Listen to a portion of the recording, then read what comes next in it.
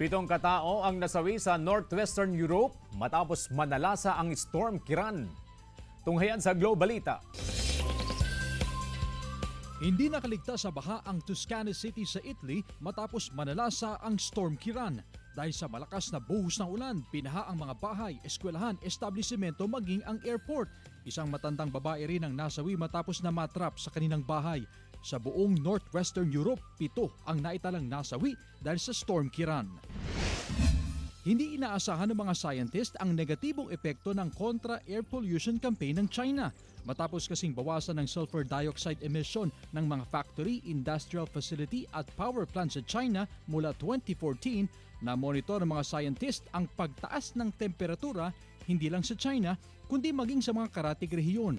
Ang sulfur dioxide daw kasi ang nagdudulot ng smog na siyang nagsisilbing harang ng atmosphere sa direct sunlight at greenhouse gases.